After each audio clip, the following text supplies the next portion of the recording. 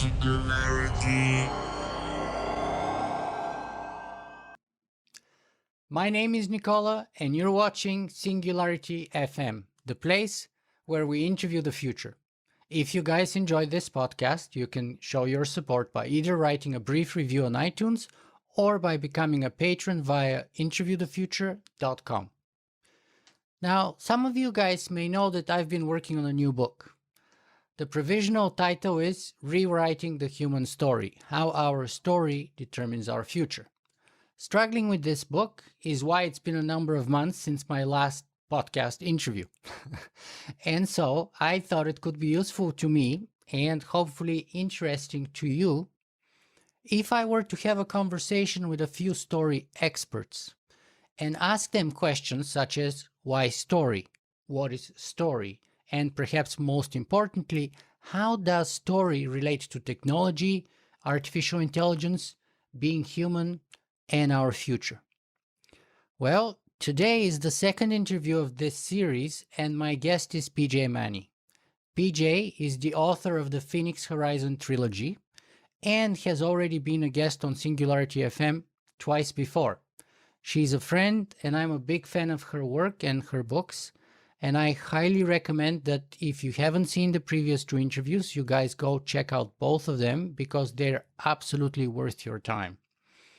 Now, the previous two interviews were mostly focused on Book 1 and Book 2, which were called respectively Revolution and Identity. Today, we're going to touch on conscience, Conscience, like let your conscience be your guide. Conscience, and exactly right. We would like to let our conscience be our guide because it's a very useful thing to have sometimes for some purposes. And I believe for our purposes here today, it would be a very useful guide indeed, even though maybe for other people in places like Facebook, etc., it may not be a very good guide for their own particular purposes of using that particular technology. I don't know. We'll talk about that. Anyway, but in addition to that, and perhaps we should start with it, we're going to talk about the importance of story, what PJ calls the new mythos, and what perhaps I refer to as rewriting the human story. So, after this long introduction, welcome to Singularity FM, PJ. Thank you so much for having me. It's a wonderful opportunity once again. Thanks. And I should have said welcome back because it's your third time. So, PJ, I wanted to start with sort of the big picture. So perhaps we should start with what is the new mythos and how did you come up with the idea? Well, there's been bits and ideas floating around for the last decade about how different kinds of stories that we are very influenced by may not be serving us. Arizona State University has a project where Neil Stephenson, among others, has been looking at the effect of science fiction and fantasy stories in helping guide us to better futures. And one of the things that has come up, noticed by a number of people in the past decade, is that dystopias, while being cautionary tales, can also leave the issue with, well, we have this dystopic landscape we're left with, and we vanquish the bad guy, and then that's the end of the story. Then what? So I was on a panel in 2018 at Norwestcon called Science Fiction in the Age of President Trump. And I was sitting with Nisi Shawl, who's one of my heroes, Gordon Van Gelder, another hero, and Elsa Sunjinson, and we were all trying to figure out what was the effect of watching such political polarity, the rise of political extremism, political violence in the country and its relation to science fiction. And I had I've only had this a few times in my life. One of them is when I met my husband, by the way, or no, actually when I decided to marry my husband. But I had an actual epiphany, like out of body, the top of your head opens up, you lose any sense of everything around you. And I had this moment where I just started channeling whatever was coming through, and I started saying the problem with these dystopias is that it's not just the it's not just the subject matter that's a problem. It's the actual structure of our stories. It's who our heroes are, how we structured the hero's journey. All of these issues that we take for granted in Western storytelling, from three-act structure with a tiny denouement to the individual as the heroic protagonist, were all problematic in how we were going to face a better future. And one of those, having that moment where you're just, poor Nisi was sitting next to me, and I think she thought I'd gone absolutely mad. Uh, but what was so interesting was that actually galvanized the audience. We had the most remarkable back and forth. It was more like group participation, which was really the premise of my argument, was that we can't have heroes, the chosen one who doesn't know why they're chosen, and all of these things, because that creates the ability for a reader to think that society is made up of people who make change and then all the rest of us, when that's not how society works at all. And if we want our speculative fiction to reflect reality, ironically, we have to reflect it in how we tell our stories too. Seth Godin says, pick yourself. Yeah, well, that's it. Exactly right. And the way to Don't do wait that, to be picked. Don't wait right? for someone to give you the paper, to give you permission. Don't wait for permission. Don't wait for a diploma. Don't wait for someone else. Just pick yourself and get on with it. Well, and that's also, and it's not just pick yourself, it's also pick yourself in relation to others. And I think that was really what I was trying to stress with de-heroizing the hero's journey. It's not about a hero, it's about a bunch of people. And we're not going to solve the big issues that face humanity if we think we have to look for a single person and heroicize that person to solve that problem. And even as a metaphor, it doesn't work. We have to look at groups of people in collective action. And yes, there might be conflict in that collective action. Of course there is. We're all going to have different opinions about how we approach something. And that's where the juice comes from. But we really need to relook at how the myths that drive our stories, that we take for granted as fundamental in how story works, as not fundamental. And that includes story structures from other cultures. Three-act structure is ancient Greece. Like it came from a very specific part of the world. Most cultures don't work within those structures. And we have imposed, what I think is fascinating, through a form of cultural imperialism because of media and the power of Western media over the rest of the world. We have imposed that structure into other cultures without understanding that they have their own story structures and their own ways of characterization that we could learn a lot from. Yeah, and that kind of a sort of a pressure release at the end, the culmination of the story, the resolution, the happy ending. This is it. That's all kind of course, Aristotle, and it's not the case at all in Eastern thought, in Eastern storytelling, or in Africa. And for example, in Asia, stories are a lot more open-ended, and they don't have this kind of a once and for all, they happily lived ever after. It's not like the end is the end. It's not like everything has been resolved, and it's not like, there's no happy ending, really. It's just a new beginning. And it's not, and even the whole idea of I was taking this course on the great courses about storytelling, and they were going through the mythos of all those cultures from Africa to Asia and so on, and they were saying how the idea of the story of what is truth, of who is the protagonist, is always changing across all these cultures and societies. No, that's very true. And your whole idea of the happy ending is fascinating, because that's where I really started to focus in conscience, was this notion that The denouement, and I'll explain to your viewers who weren't English people, English majors, or Western story majors.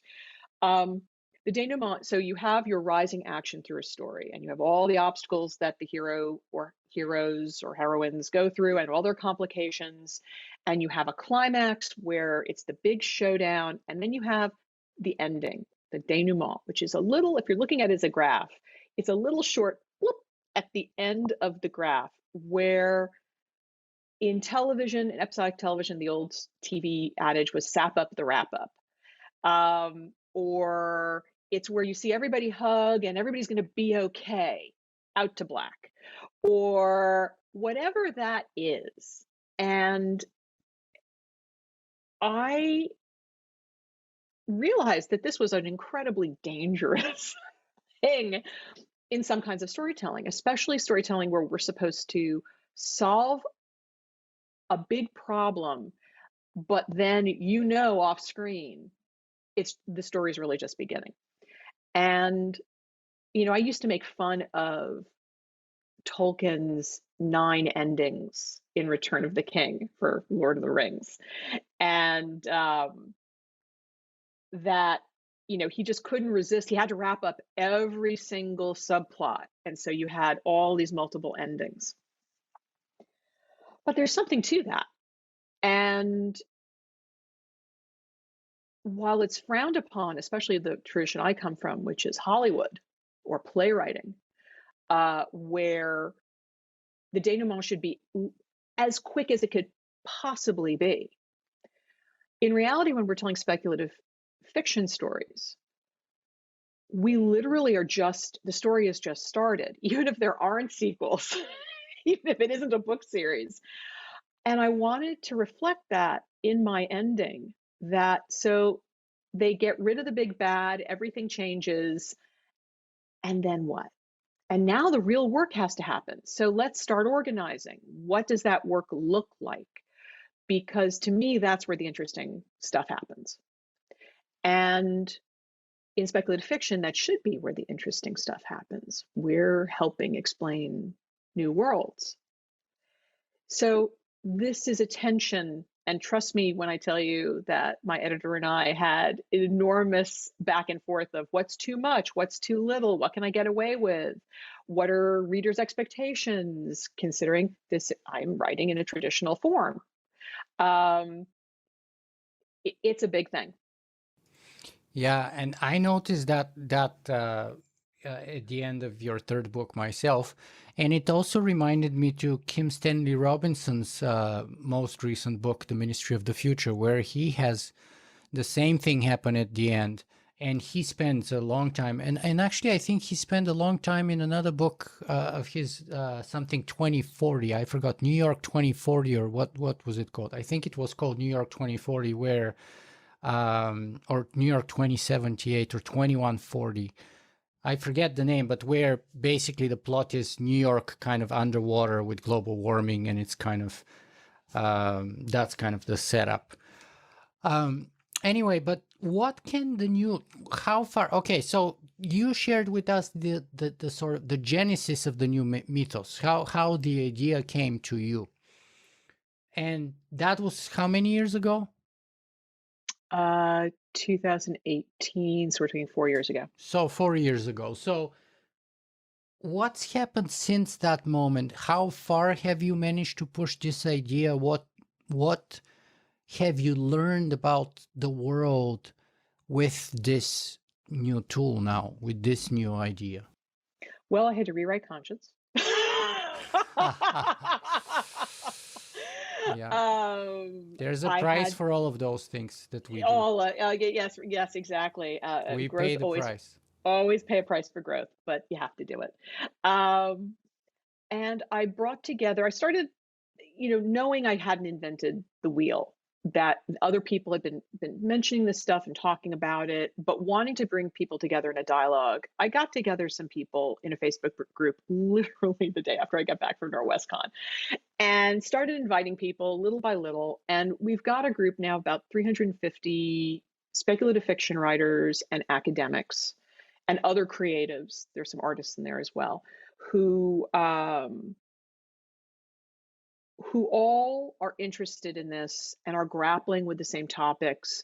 And within that group, we're always posting for each other issues about, well, what do the new versions of possible successful futures look like?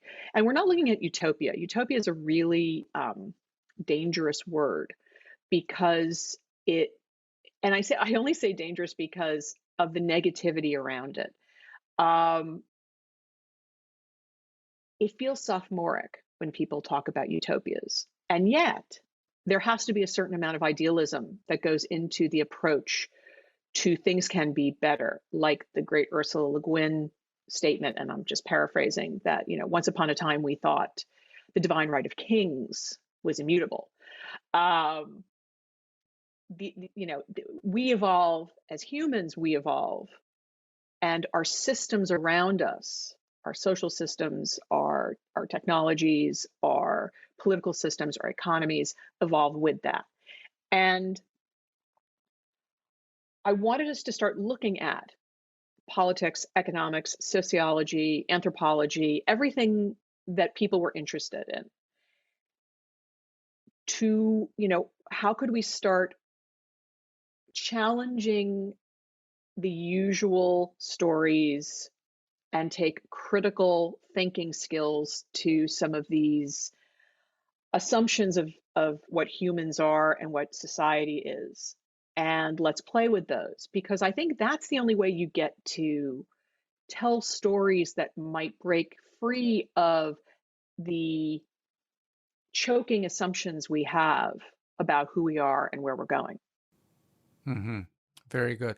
So is it fair to say then that the new Mythos is about challenging the dominant stories within all kind of realms that you mentioned: politics, economics, science fiction, even literature, pop culture, you name it, science, news, journalism, whatever the realm you want to take, there's a story or a dominant kind of a story that kind of There's a tells dominant us, story.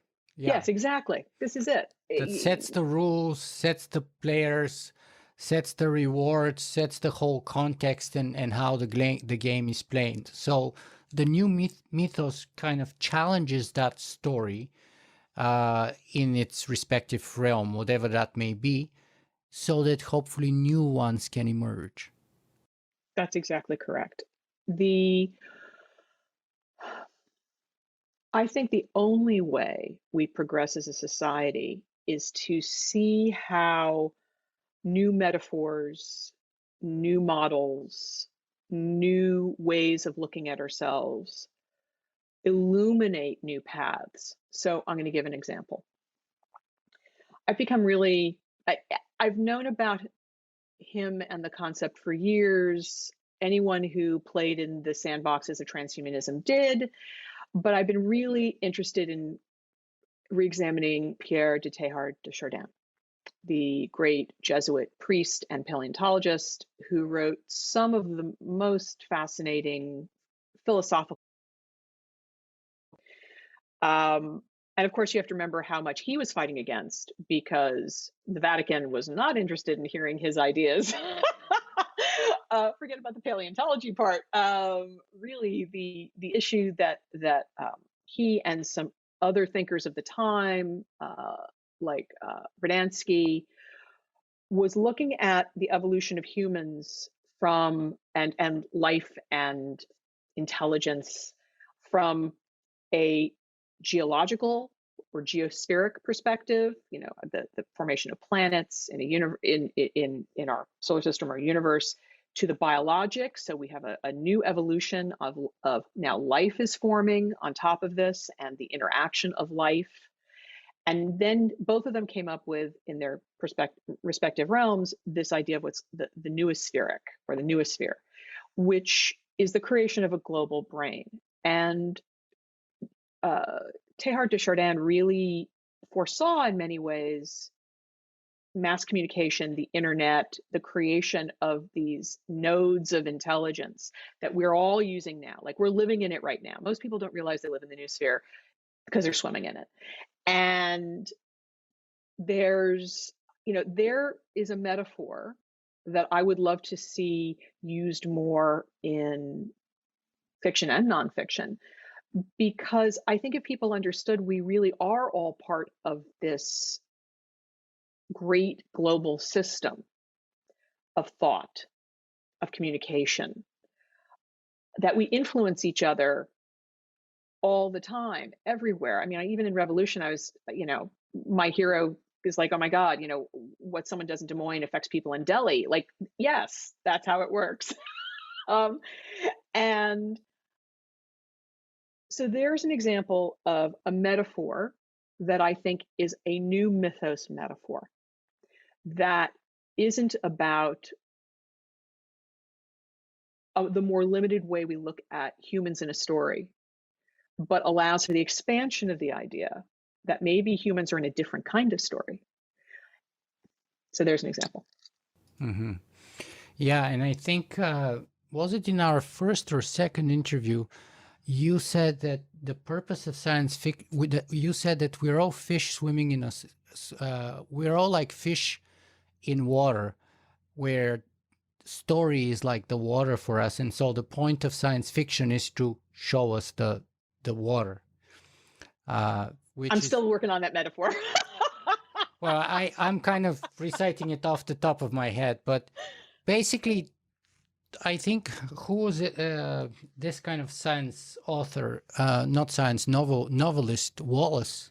What's his name? Irwin Wallace or something. He had this invocation keynote where that's very famous, probably 15 years ago or something, where he talked about that metaphor of the two fish swimming in water and about water. But you're saying that story is like the water for story for us is like the water for fish, and just like presumably fish don't realize they're swimming in water, we don't realize we're swimming in story. We're submerged so deeply in story that we don't realize it. And the point of science fiction, therefore, is to bring this to our attention, which I thought was brilliant, actually brilliant metaphors. Just I didn't say it well. I do think that there's speculative fiction has a special place in illuminating the stories we tell. And there's a self-consciousness that can exist, and I think actually should exist. I mean, I don't want to tell everybody how to write their stories. It's not my job. And we're all artists, so we're all going to do what we're going to do. But for me, I find, my mission has always been, and I think I say this every single interview we have and every single interview I'm on, my mission has always been to reveal to people how things work and what's coming. Because through stories, they can get a much better idea. I can have more fun exploring the what ifs, the scenarios. Then, people don't want to hear a futurist talking about, in a nonfiction sense, here are all the scenarios of what could happen in the future. It's too much. Nobody can take that in, but they can take in a story, and I can entertain them with a story. And because we like the causality, our brains really, really like to create causality. It's why narrative works so well for us. It's why it's our drug. Causality allows us to communicate. If we were communicating random bits of information, it would be A, hard to remember, and B, it wouldn't seem as important to us. Anything we communicate in the process of telling a story has this lovely causality that makes it easy to remember and easy to recommunicate. So I like everything you said here, but perhaps I'm debating whether I should try to give it a little tweak or whether we should jump first into what you think is a story so that we clarify a little more. Let's start with a clarification. What's a story in your view? A story is, in my opinion, and every person who talks about story has a different opinion. Let's just get that out of the way. In my opinion, a story is anything that laces together if A and B, then C. It could be the story of an experiment in a scientific paper. It could be the story in a newspaper. It could be the story of a 3-year-old trying to explain to their parent, I didn't break the flower pot, and here's why. The dog ate The my monster homework. came in and um, story is how we take all that information and put it back out in a way that is accessible to others. And I truly believe, and through story, we decide what's important. Because in the story of the little girl in the flower pot, she's only going to tell the bits that she thinks are pertinent to that story. The same with the newspaper article, the same with the science, with the science journal. You're telling the parts that will have meaning to the end. And I think that's a really interesting way that our brains work, that we're pruning. We constantly prune, whether we realize it or not, what's relevant, so that when we get to the end and we look back at the story, we think, okay, now I understand. Mm-hmm. Okay, so I look at story very differently than everybody else, so I'm cool with that. Go for it. and that's fine. No, that's fine. That's perfectly legitimate, because I even have a little bit of a different definition, if you will. So I start from sort of Kenneth Burke's literally critic Kenneth Burke's definition or starting point, if you will, that story is equipment for living. Yes, that's great. And then Jeff Deschambault comes in and he says that story. So Kenneth Burke is a good start, but I think Jeff Deschambault gets it right when he says that story is about information processing, and then I bring in the technology at the end. So for me, the way I've defined it in my kind of book quote attempt so far, I shouldn't call it book, I should call it attempt. No, you call it a book. Okay. You call it a book. A book in progress. Okay. Because it's not a book quite yet. There's tons of work and material, but it's not quite a book yet. Work in progress is the technical term. Work in progress. So it's work in progress. And my definition is story is information processing technology. First, it's about information, because there is something being communicated either from one generation to another, from one person or another, or even across time, from one timeline to another timeline, over space and time. Then it's about processing, because there's always a moral of the story, right? It's about more than the information. The information on its own is not it. The it is something more, something that we learn, some moral, some benefit that stays above, where the sum of the parts of the story are more than just all parts on their own, right? So that's the processing. And then it's technology, because it's an invention or a creation of the human mind. Now, my previous interviewee, Lisa Cron, she didn't like the word invention per se, and we can debate on that. But at the very least, it is a creation of the human mind, because story doesn't exist outside of the human mind. So maybe it's not an invention, just like we can debate whether mathematics is an invention or a creation of the human mind, because it's not a natural phenomenon. But it's a debate whether you discover math or you invent math formulas and stuff. Same with story. I think we can debate whether it's created or invented, but either way, it's a product of the human mind. So just like Kevin Kelly says that technology is anything useful created by the mind, by the human mind, therefore story would be properly a technology that, as Kenneth Burke says, is our equipment for living. Mm-hmm. It is what has allowed us to be here where we are today. It is what has allowed us to evolve and to adapt over time and space. And it is what allows us to process the world, as you were just saying, And the the point that you're getting at with the new mythos and the point that I'm getting at with rewriting the human story is the same point, which is our equipment for living seems to be obsolete. Mm. It seems that it's old. It doesn't work anymore in the new environment that we're in. And so we see that our institutions, our communities, our everything of our civilization, every single facet is challenged like it's never been challenged before.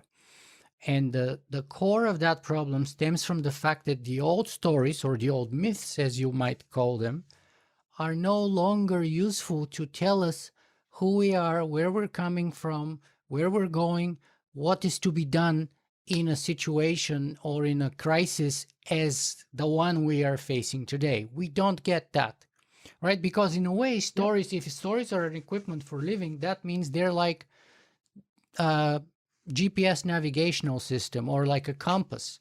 They tell us the North Star. They tell us where we are and where we should go and what we should do and what is not to be done, even because people like us do things like that or don't do things like those people there do or what shouldn't be done, right? So all of this is regulated in a story. And unfortunately, right now, we don't have such an overarching story that seems to be working. And it seems to me that's kind of one of the problems of our civilization. And you know, there's so many people thinking and have been thinking along these lines. I recently discovered a book by Jonas Sachs called The Story Wars, Mm. Winning the Story Wars. And I forget the subtitle, but he defined this problem, and I'm trying to find a quote here. He defined this as the myth gap. He calls it the space between the realities of our moment in history and the shared stories to which we turn for explanation, meaning, and instruction for action. So Mm-hmm. that's the myth gap that he calls. So the myth tells us what to do, or the stories tell us what to do, and we have this kind of a crisis, and the myth is so old and out of date that now we have this gap. And so that opportunity of our lifetime, perhaps the opportunity of the 21st century, perhaps the greatest leadership opportunity of our civilization so far, perhaps, I don't know if that's not a bombastic statement, is for someone, a storyteller, a leader of some kind, to come up with a story that fills that gap. A story that can unite us as a species, or even more, it should go, I think, in my opinion, beyond the species, but that I can, think you, yeah, I have to interrupt you. I have to interrupt you because I sure, think you just said something that is, on one hand, very important. On the other hand, you fell into your own trap.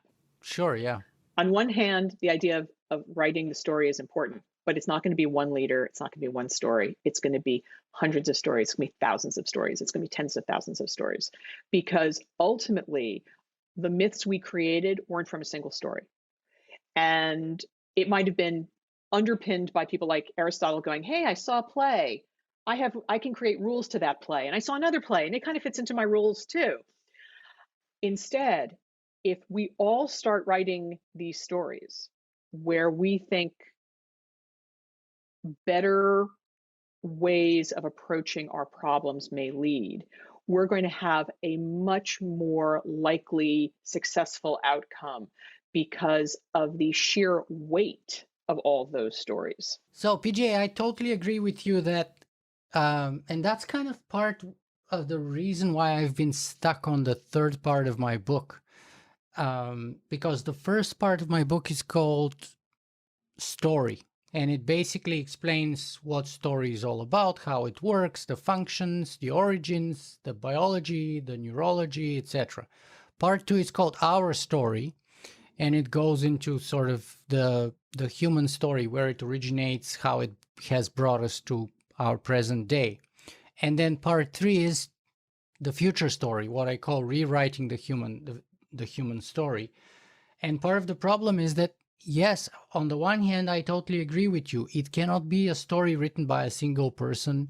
It cannot even be a story written by a single nation or a single community or a single um, civilization, maybe not even a single species. So not even a single sex or gender, but we have to go way beyond that. Because we have to be able to accommodate in our future story for transhumans, not just LGBTQ but also transhumans, possibly artificial intelligences or mind uploads, possibly alien intelligences, possibly uplifted beings like animals, etc. And so that's part of the problem, obviously, that story has to be so diverse, like no other story ever has before. On the other hand, though, there has to be some kind of a structure or some kind of what I would call rules. Just like, for example, for the World Cup in soccer, you have all nations from the planet getting together, and those are nations who take, for example, North Korea and any country in the West, or even China and so on. There's a lot of things we disagree on, but when we go on the soccer field, we all agree about the rules of the game. We accept that story as the story within which all conflict is being directed towards the embedded conflict resolution mechanisms which are part of that story. And so what I'm trying to say is we need to have some kind of an overarching structure, which is again a kind of a story that would allow the peaceful coexistence of mutually exclusive stories. And that would, so for example, in Canada, where I live in Ontario, I pride myself, even though it's been challenging as of lately, that we have a number of communities of Amish people. And they're literally stuck 150, 200 years ago back in time. And now it's been even more challenging with the pandemic, because while we have like 82% vaccination rates, and actually it's much higher, but the reason why it's only 82% is because those community overwhelmingly have decided not to vaccinate themselves because of their story, the story that they have accepted as the story that tells them who they are, where they're coming from, and where they're going, and what is allowed and what is not allowed in their kind of ethical worldview. But we do have an overarching story over my story and those people's story called sort of Western-style liberal democracy, which allows for the peaceful coexistence of those two mutually exclusive stories. So when I drive on the road and pass them and they're in their horse buggy, we pass each other peacefully and we don't hopefully clash and fight and etc. There's no conflict, or if there is conflict and friction, the system has mechanisms to rectify that. And so I agree with your point that we need this kind of a multiplicity story. And I say also multiplicity is better than a singularity in the chapter outline on that topic. But we also need some kind of a structure, overarching structure that sets the rules of the game. And that's what I'm struggling with right now too, because if you lack that, the mutually exclusive parts of the stories create conflict which becomes violent. And we want to avoid that for peaceful coexistence, because I think it was Martin Luther King who said that now we live in a world where it's not a question about violence or non-violence, it's a question of non-violence or extinction. Because violence now has gotten to that point where we're literally going to be facing extinction. And so that's kind of my response to you to that. So what do you think? Does that make sense to you? That's part of my struggle. So it makes complete sense. And there is, in fact, one overarching story which every cultural and spiritual group on the planet has basically agreed is the story. And it's what I call the metal rules, because not everybody follows what's technically called the golden rule. There are ones that are of negative negation, etc. So for instance, the golden rule is do unto others that which you would have done unto you. The silver rule, which actually comes out of Judaism, is do not do unto others that which you would not like them to do unto you. And then there are variations on that. And when you look at all the different metal rules, I think there are really only three: gold, silver, and platinum. They pretty much cover the number of interactions and attitudes towards those interactions that two people of potentially differing agendas could have. And we have come to this incredibly, it sounds simplistic, but it isn't, definition of ethics, because it really is, does it cover every single thing? Maybe not, but it's the most helpful one we've yet come up with as a species. And I would argue it's still pretty darn helpful. It's a recognition of what we have in common, of our humanity. And if my books do anything, and I actually come out and talk about the metal rules because I think they're that important.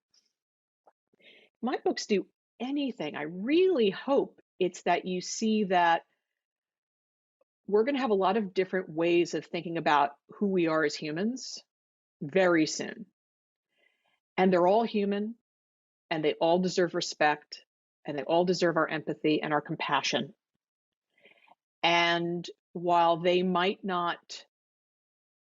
be villainous, I have plenty of villains who are uploaded digital personalities, but I have heroes too. And in between, I have an incredibly flawed hero who makes all the wrong choices because he's human. The AI that's human. Yeah, he's and this, for me, these are the training wheels to start talking about artificial intelligence. But I think that we do have a framework in which to tell those stories. It's funny, just this morning, I just read the most remarkable post on Facebook about someone who, person of color bringing a young Black boy to the museum to see, and this is the part that blew my mind, the portrait of Alexander Dumas at the Met in New York. And he had said that the Three Musketeers was his favorite book. And this gentleman wanted this boy to see that a Black man wrote that book. And he starts reciting Hamlet, and they start talking about Hamlet because the kid is reading Hamlet in school. And the to be or not to be speech, the kid understands at a profound level that speech is actually about him. That the challenges of living in a dangerous time, not being the person anyone wants to see. Hamlet could not be a more ancient story. Shakespeare didn't write it. It was written hundreds and hundreds and hundreds of years before Shakespeare. And he just took a version of it he had heard and then made his own. So while on one hand, we're talking about the most, revenge and power and kingship, and we're talking about very old myths. In fact, there's a movie that's coming out that's the Hamlet, which is called The Northman. That's coming out soon, which is all Vikings, because that's actually where the story comes from. The idea that we have these incredibly old stories that still touch us, I'm not saying get rid of the old stories or how cultures look at their version of story. I'm saying be open enough to understand where we intersect, where our commonality is. Because I truly believe if you could hear my story and I could hear yours, and we could sit down and talk and find that common ground and not be pulled away by the propagandistic stories that our cultures create for their own political and economic agendas, I think we'd go a long way to solving a lot of the interpersonal, and I mean this from big political movements, a lot of the interpersonal problems we have today.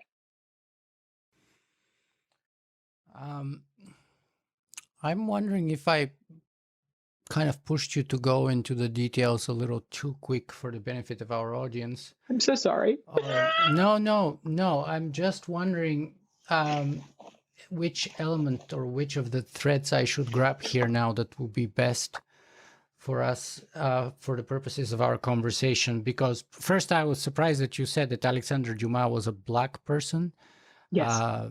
So tell me a little bit about that, maybe, because that's a point of curiosity. So Alexandre Dumas was the grandson of a general who was African, who had been transported his family had been transported as slaves to the Caribbean.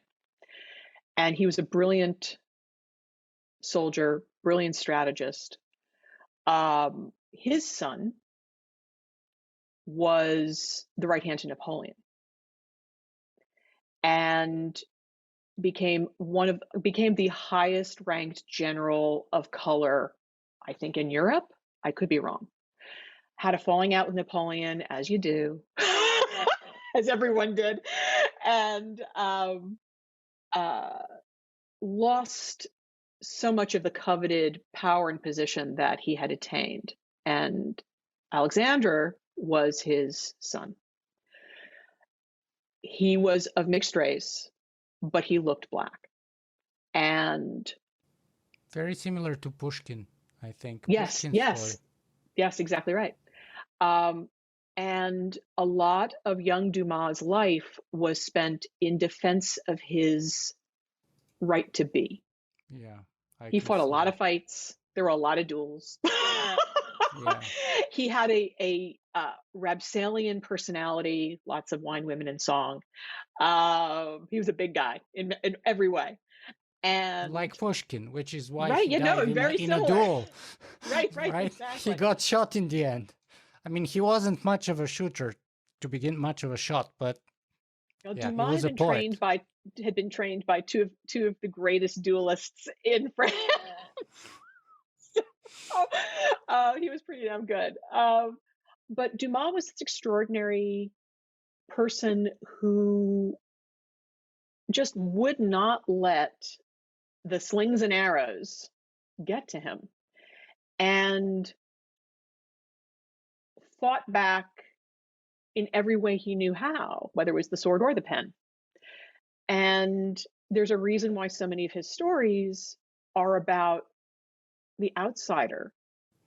Who am I? How do I fit in? So in a way, he fought against the dominant story first with his, that's explaining so much now. So that tells me now why he had a personal reason to create stories that fight the dominant narrative, because he had to have that story for his own personal usage, to serve him, to justify who he is, to help him survive, and to help him, give him a reason and meaning to fight on, to not give up, and to embrace who he is, and to kind of fight for his slot under the sun, if you will. His greatest stories are all about underdogs who should have simply either died in prison or never left their farm, or, in the dominant divine right of kings structure that he was, that in the 19th century, he was writing about earlier centuries. He was a very smart guy. He knew never to write about the time he was in. Because he would be accused of political heresy. So he could write about other times. He would use historical fiction as a way of dealing with, like people who write science fiction use it as a way to deal with our present problems and our present questions. He used historical fiction in the same way. And he set it in a safer place, but they were always the stories of people upsetting the hierarchies of class and position that he himself had been fighting against his whole life. Yeah, and that explains so much, because again, and that was my concern, why, or my concern that potentially we went a little bit way too much into the weeds and into the nitty-gritty, because we can kind of geek on that stuff, but I hope it's interesting and kind of rewarding for all those people. That's why I want to make sure we kind of are clear and don't make big presumptions. But so in short, stories tell us who we are, where we are, where we're going, what's right, what's wrong, where we should go, what's allowed, what's not allowed. Everything that matters in our worlds is stipulated in one story or another, either consciously or subconsciously. And whether we realize it or not, as Lisa Krohn says, those who don't know the power of story become victims to it, fall victims to it. Exactly. So you either have to realize the power of story so that you can rewrite your own story, like Alexander Dumas tried, by story, or if you deny the power of story, chances are you're going to fall victim to it, and chances are someone else would end up writing your own story, because someone else would tell you who you are, where you're coming from, where you're going, what is allowed for you, what is not allowed for you. Exactly. And all you have to do is just follow orders. Right. And so for some people that may be okay, but I don't think this is true for the people who listen to this podcast. I don't think it is true for me and you. And I don't think it is serving us anymore into the 21st century. Simply because we don't have a good story anymore. And again, we said story is like a compass, it's like a GPS navigational system, but right now ours is obsolete. We don't have one. That's why at a civilization level, we have many mutually exclusive stories, or small elements of a bigger story which are mutually exclusive. Some of them newer elements, things like, let's say, cryptos and NFTs and blockchain and artificial intelligence and technology in general, all of those things, genetics, robotics, nanotech, synthetic biology, space exploration, all of those things have plots and subplots of different stories, but they don't kind of fit together in a bigger puzzle. And I think that's the part where the whole thing crumbles. And we need some kind of an overarching structure, I think, which would allow the slotting of these stories in a peaceful, coexisting manner, which would allow us to survive and thrive the challenges of the 21st century rather than fall victim to it. And right now, it doesn't seem to be, it doesn't look good to me for our civilization. Well, I think one of the things you're reflecting is that for the first time in human history, we're seeing the complexity. And it's shocking. And we're not only seeing the complexity, but we're creating more complexity on top of it. And if the history, the big history of life shows anything, is that life becomes more and more complex in its, I don't want to say search, because I'm not trying to personalize life, but I don't want to anthropomorphize anything. But I do think that life becomes more complex to solve its problems, and in its solving of problems becomes more intelligent. And you can call intelligence you can define it many ways, but I do believe intelligence is the ability of an organism to solve its problems. And it's one way of solving a problem. One way of solving a problem. Actually, it's pattern recognition. I mean, if I really want to go where I actually think intelligence is, it's pattern recognition. But I do think that the pattern is what the organism has to figure out. And whether it does it in a conscious or non-conscious way, I don't care. That's not material to me. we as humans are finally seeing not just the complexity we created, but now the complexity that is starting to come. And that's a shock, and that's a future shock.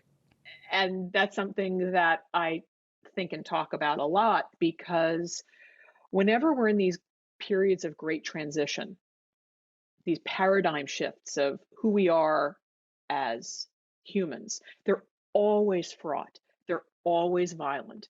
They're always, there's always upheaval. And it's because people are scared.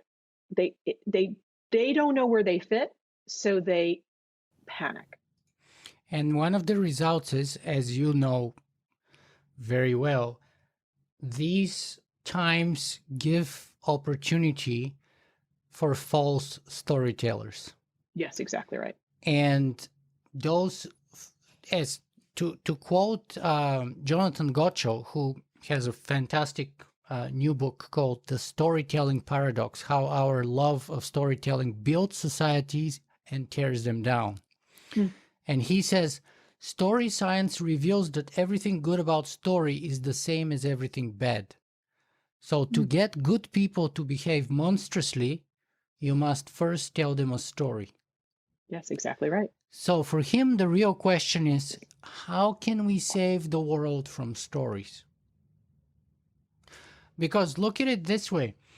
A large number of people I talk to are scientists. Actually, most of my podcast audience probably have a scientific background, either as engineers or in some kind of a very advanced science field with multiple advanced degrees usually. And so many of those people are telling me, when I give the story spiel, they're telling me, well, if we had the chance to do science, everything would be pure science, quote unquote. Everything would be so much better, right? Jacques Fresco told me that, and I argued with him when I interviewed him on the Venus Project.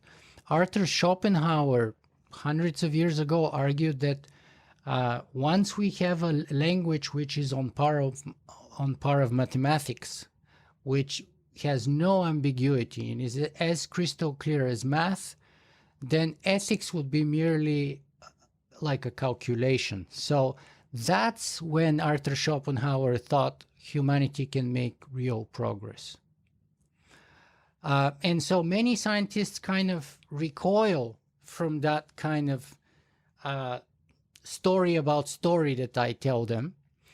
And they want to tell me back the story about science. And, whereas I kind of push forward what Jonathan Gottschall said, story is both the poison and the cure. People of scientific background recoil and say, well, story may be the poison and science is the cure. I have so much to say about this. Please do. Please do. That's why I did such an extensive sort of setup. And it was extremely well done. Thank you. So first, let's talk about the nature of story. Actually, I'm going to back up. Let's talk about story as a technology. My constant refrain is that technology is morally neutral. Swords and plowshares. It's what we do with it that matters. So there is no way that science could tell a story that would be clearer, because science isn't doing such a great job at ethics either. In fact, on one hand, you have science that is experimental. On the other hand, you have applied. Applied is really where the ethics come in, because now we're taking the things we've discovered and doing stuff with them. And the question that is rarely asked is, should it be done? Can it be done is the issue, not should it be done. Or should it maybe not be done this way? So everything is ethics, and that the fact that a scientist denies the ethical quandary, which is in itself a story, behind their science, shows me the limitation of their thought. They're not actually looking at, all they're stuck in is their framework of, I'm a scientist and I do science. They can't step back and see where their science fits in to a larger world view. And I find that sad and depressing. And if I do anything in this life, it's to show that science and ethics have to join. Everything I write is about it. That if we don't apply ethics, and again, we learn our ethics through stories, if we don't apply ethics to our discoveries, we're lost. That is the story of extinction. That is in my answer to the Fermi paradox, that we must consider how things are done, why they're done, where they're done, for whom they're done, what are the incentives, be they economic or political, and to not do this, to abrogate the responsibility. What most scientists do is they say, I've discovered this, I've invented this, I've taken out the patent on this, somebody else is going to do the thing. Lawrence And Krauss I don't told have to me, take responsibility for that thing. right, Lawrence Krauss told me the questions of ethics has no impact or relevance whatsoever with respect to the questions that physics and cosmology are asking today. Ethics is utterly irrelevant in his opinion. It doesn't even figure, it's perfectly useless. I know a number of cosmologists who would fervently disagree. So there's I think that's completely up for grabs and debate. That's his opinion. I do think that every single thing we as humans do is related to ethics. Every choice we make. Now, I think when you get too self-conscious about it, you can have brain freeze, behavior freeze. But again, that notion of frameworks is super important. There's this wonderful film, I use it as an example all the time for a different use than it was designed for. And this is the Eames's, Ray and Charles Eames's film, The Powers of 10. Short little film. It's designed to explain exponential change. And you start with the couple on the picnic blanket. I like to look at that as every time you go out by a power of 10 or in by a power of 10, what's within that frame becomes your concern. Who are the people, if there are any at all? What are the ethics that might happen? What are the choices we could make within that frame? It's different if it's the couple on the blanket versus the east side of Chicago on the lake versus United States versus the globe, etc.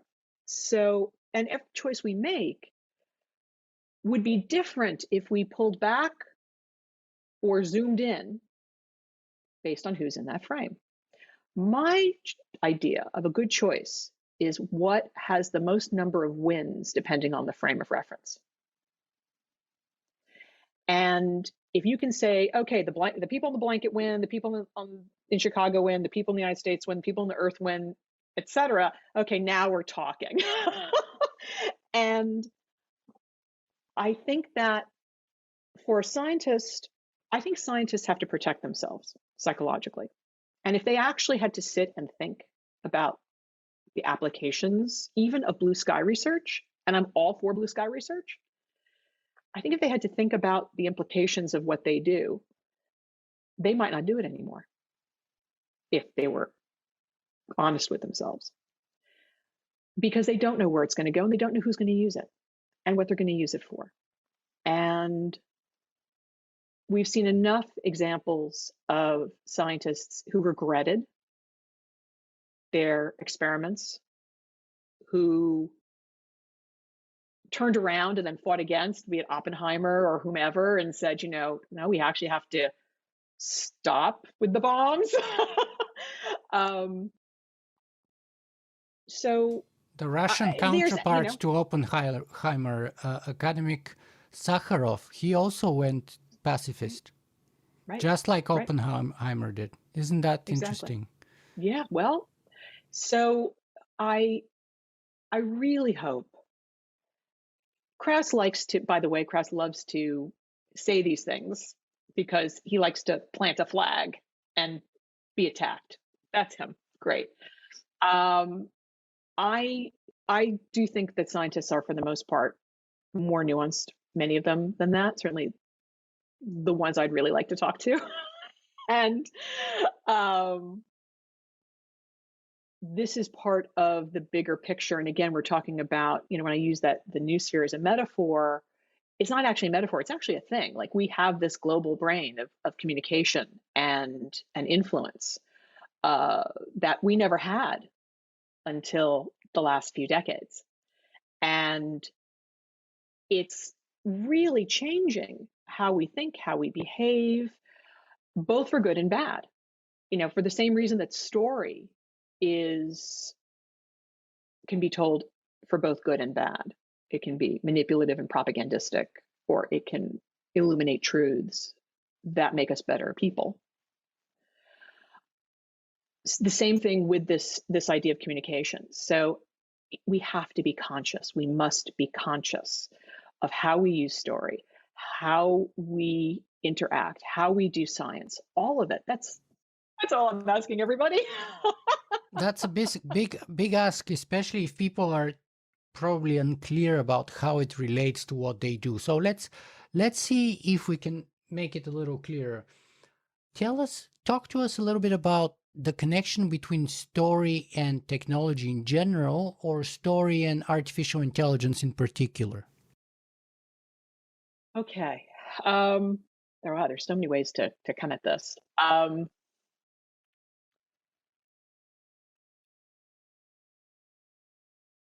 Technology, let's start with technology and just in general. Story affects it at every level. It affects the story of why we want to explore something, to invent something. It affects how we end up using the technology. It affects how we end up seeing the eventual technology, how we want to participate in it. Is it looked upon as a good thing or a bad thing? In terms of artificial intelligence itself, I mean, the biggest problem with artificial intelligence is, what is it? And like story, you're going to get a lot of different definitions of artificial intelligence and what those stories are about. I mean, we all use artificial intelligence every day. The search engines and voice to text and anything we use that takes how we communicate and turns that into data that can then be communication to someone else is some kind of artificial intelligence. But let's get down to I don't want to talk about narrow AI. I'm not really interested in narrow AI. I'm more interested in what most people call artificial general intelligence, what I call in my books specifically, because I have narrowed it down to its most narrow form, I call it artificial human intelligence. Because if I'm positing, instead of creating a brain from scratch and getting it to think, I'm recording a brain and then getting that to think. And in its simplest terms.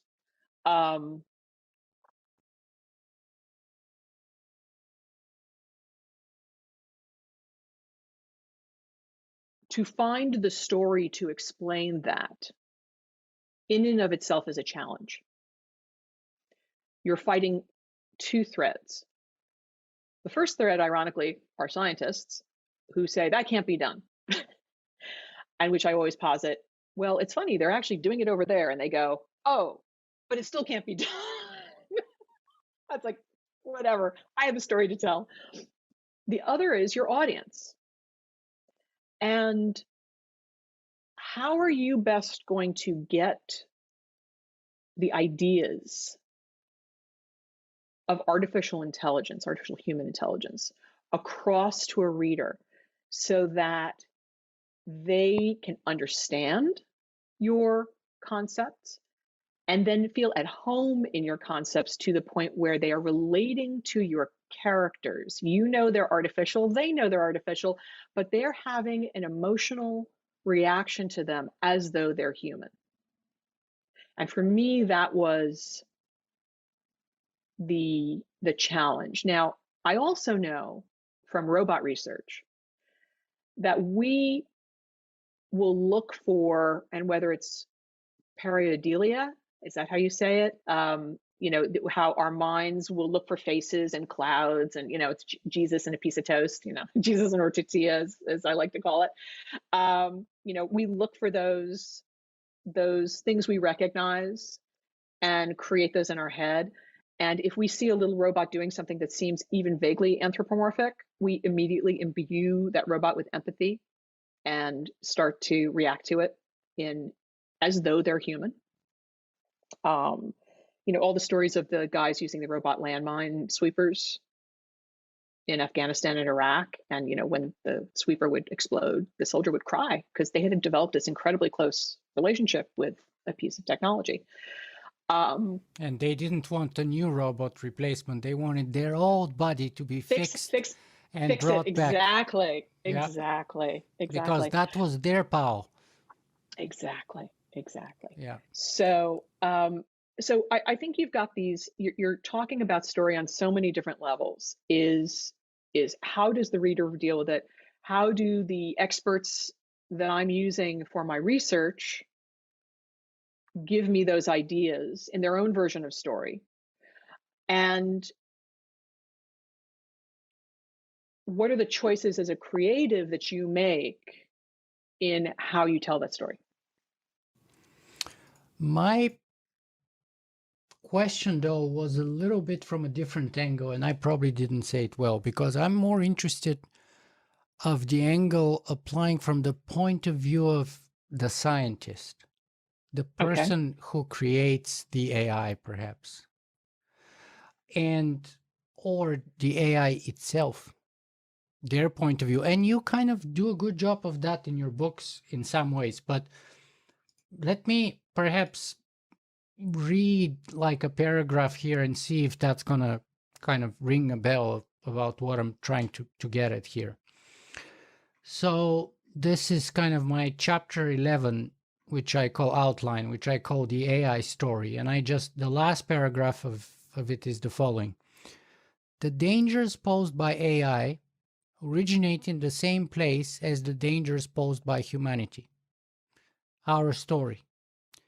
If, like the human story, the AI story ends up as one of uniqueness, exclusivity, progress, supremacy, dominance, alienation, teleology, manifest destiny, and godhood, then we can expect a similarly destructive impact.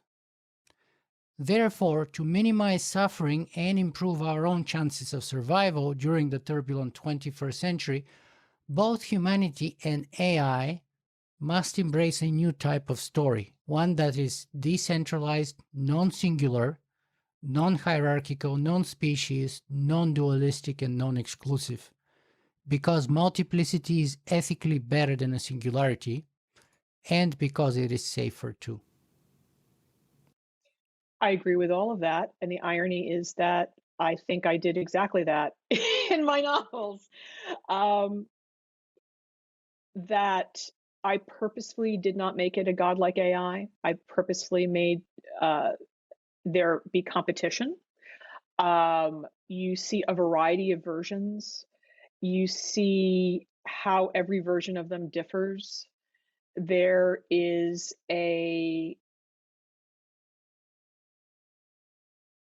there's a real purposeful. I didn't want my AIs to take over the world. I didn't want my AIs to ever be considered anything more than another personality and another tool. And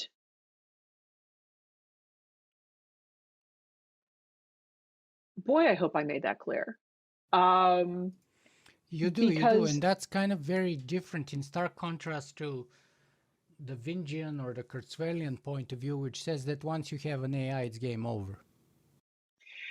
I don't believe that. And while I understand their philosophy, I really do, I don't, maybe I don't want to believe it. But I also don't think that their kind of AI is going to be possible anytime in the near future.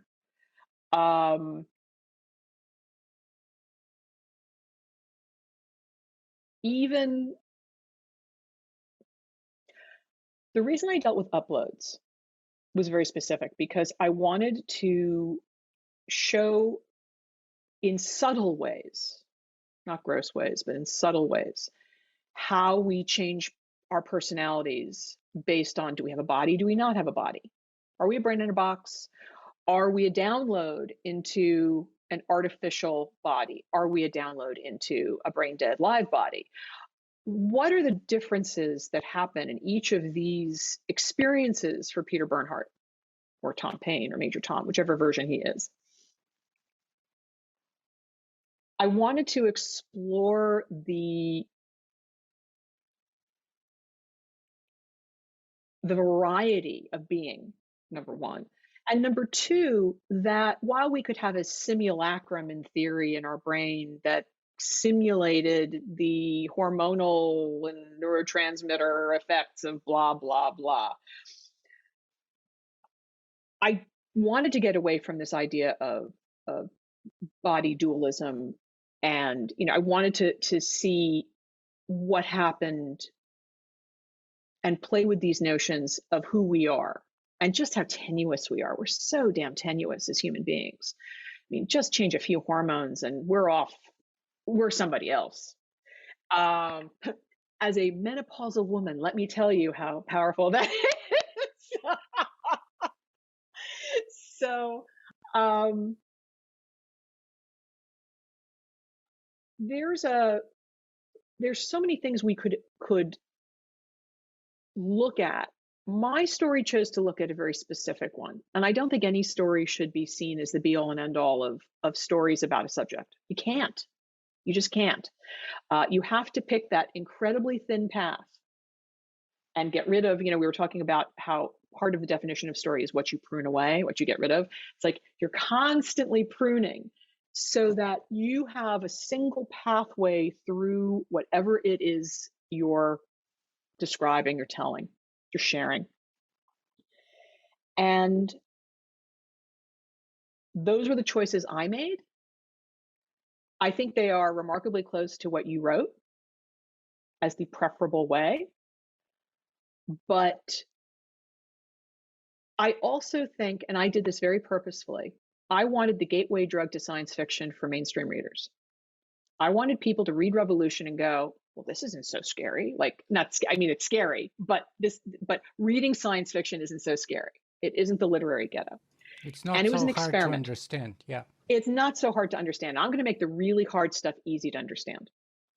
And I'm going to take you by the hand, and through 3 books, it's going to get more and more science fiction. Because that's actually how we live. If someone from the 19th century was here right now with us, they would be minds blown, Zoom and, all of it.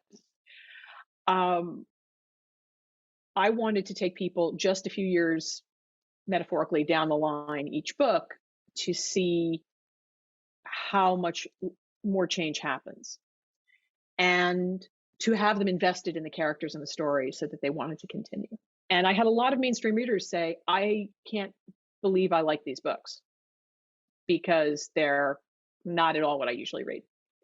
So I know I succeeded to a certain extent. You totally did. You totally did, which is why I enjoyed the book so much. But a big part of it, of your story, is kind of the human story. Maybe not directly, but indirectly. So implied as an implication, and it's more even as a question mark. So let's talk a little bit about that, because it helps us talk both about your book and in principle. What is the human story in your view? And should we be so arrogant, perhaps, as to have the audacity to even dare to rewrite that story? The human story is one of, well, it's really one of evolution. The human story is trying to figure out who we are, why we're here. And while we're doing that, being good to each other. That to me is the whole point. We're rewriting the human story because we can't help it. We keep on adding complexity to our existence. And the more complex things get, the more unsure we are of who we are and why we're here and how can we be good to each other. I think in rewriting those myths and those stories, that the irony is that the thing we will always be is human. One of the things I always explain when I get labeled as a transhumanist, one of the things I always try to explain is that we've always been transhuman. We've been transhuman since the first tools. The moment we started externalizing aids to our physical being and mental being in the world, we were transhuman. And we've just continued to do that. To say that we live and think and behave like Australopithecus, I'm sure we have some things in common. We have a lot in common, but we have a lot not in common. And as we continue to evolve, we need to tell different stories to help us with that evolution. And I think while we keep our stories human, our definition of human changes. They'll always be human. Peter Bernhardt is human. At the end of 3 books, he's a robot on another planet. He's back on Earth. He's, helping everybody all over the world do, whatever he can do to help. But he's still fundamentally human. His concerns are human. His loves are human. His way of thinking of himself is bizarrely human. It's That's because different. his story is the human story still. Right, still. And I think that we could have 18 arms and 5 heads, and we'll still be figuring out who we are, where we fit, what comes next. But there is dangers to that, and the problem is that story is the problem. Being human is the problem, or the story of being human anyway, I think, because think about it this way. So humanism, or, I agree with you that transhuman is not a good term, because that's kind of basically human, which is why I wouldn't call it transhumanism. I would just call it humanism. So for a lack of better terms, the story that has brought us here today is humanism, the human story. And that story has, in my view, 4 major elements. The first one is the story of progress or evolution, as you said. So we kind of rose, whether in the theological sense or in the sort of evolutionary biological sense, we transcended our origin. We have this kind of upward movement from our ape ancestors to the stars, right? So that's the first element of the story of humanism, the story of progress. But together with that story, because we are transcending, we are kind of God's chosen creation theologically, but the same element of that story is sneaking into the evolutionary biology story, which tells us we are the pinnacle of evolution currently. We are the smartest intelligence on the planet. That then takes the shape of the story of the supremacy and centrality of humanity, which is why we call it humanism. And then the third element is the story that we are, because we are transcending our animalistic origins, there is this separation of us from nature. There is this kind of us here and nature and the rest of God's creation, the rest of the universe there. We are the intelligent species, they're the others. The rest of them are there, whether it's inanimate objects, where all the other animals, we lump it together, us and everything else, the rest of us. So then the third element of that story of humanism is this, the separation, which I call, are we part of the world or are we a part of the world? And then the final part of that story, in the theological sense or in the transhumanist sense, is we are destined to become gods. And so these are the four elements of that story. And that story has brought us here today. But the problem is that it has justified the worst crimes against all kinds of other species. And it has given us a blank check, if you will, to do with our planet all the other animals or sentiences, whatever we wish to do. And the danger is that if the AIs come up with the same story, but they're not going to call it humanism, obviously, they're going to call it AIism, then we should have the same faith that we've given the other sentiences in the story of humanism, within the story that the AIs would have, which would be called AIism. And so what I'm trying to say is that we need a new story for us so that there could be a new story for them. And that story has to have space for us and them, and maybe there shouldn't be even us and them. And that kind of a teleological, and that's why I took a little bit of a tweak there when you're talking about intelligence, because it's not necessarily the case that evolution favors intelligence.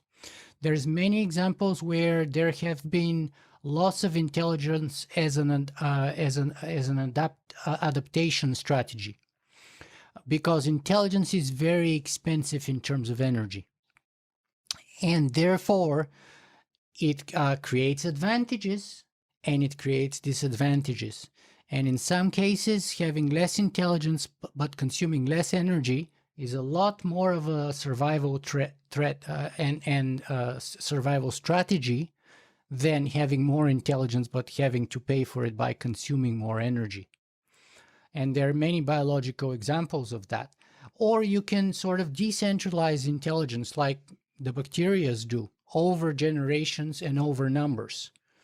Right? So people say, well, we have conquered our planet. We're the smartest intelligence on the planet and we have conquered it. But actually the planet is conquered by bacteria, not by Correct. humans.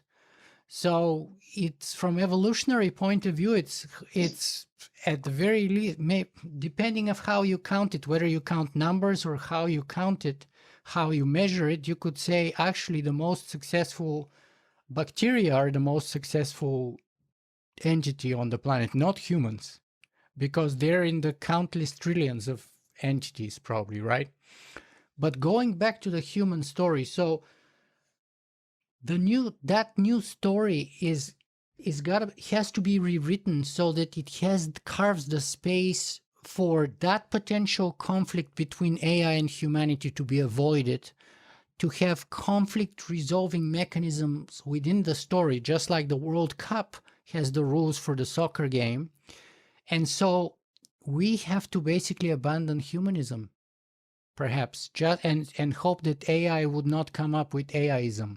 Any of those AIisms, or not AIisms, but humanisms, or like They're kind of a racism, really. It's just a speciesism, right? Humanism is a type of speciesism.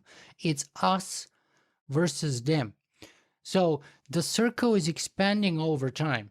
First, it was a circle only for white males over 30 years of age who had property, period.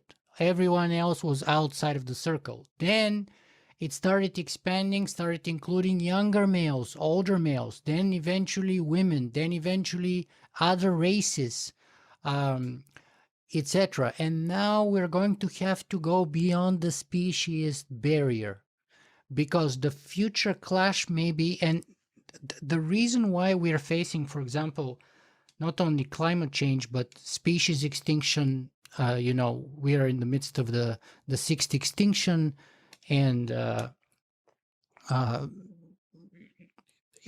we are basically as Yuval Noah Harari says, Homo sapiens is a mass murdering species, because when we show up somewhere, whether in North America or in Australia, there is this extinction of a number of other species because we push them extinct. And the reason is, again, I say our story, because our story tells us it's okay. The world is our garden and God created them to be ours for the taking. Or evolutionary biology says we are at the top of the pyramid. So it's okay, we can do whatever we want. It's giving us the same blank check that theology gave us. And I'm saying if we follow that, we have to break with that kind of uniqueness, with that kind of divine position, with that kind of teleological direction from less intelligence to more intelligence and favoring one over the other. I'm just trying to say we need to be more like a mosaic of colors or spectrum of light. And I'm just struggling really to come with a story that can actually do that, if it's at all possible, and I have no idea. What about just lifeism? We're looking at this from there are countries that are starting to grant sentience and therefore a form of personhood to non-human organisms. Yeah, the UK granted sentience to octopuses like a week ago or something, and still they fish out millions of them every year. Well, we're one step at a time. In New Zealand, they granted a river personhood. Yeah. And if we hadn't had an indigenous population demand it, it would never have happened. And thank goodness it has, because it's now protected this region. Humans have a really hard time doing the thing I described earlier. We have a really hard time looking at ourselves within different frames, different frameworks, different contexts. But the only way we know how to do it is through story. This is very true. And I believe firmly that we're going through as a species right now the too slow, but slow understanding of our place within the biosphere of the planet. And again, it's that concept of the complexity is starting to dawn on us.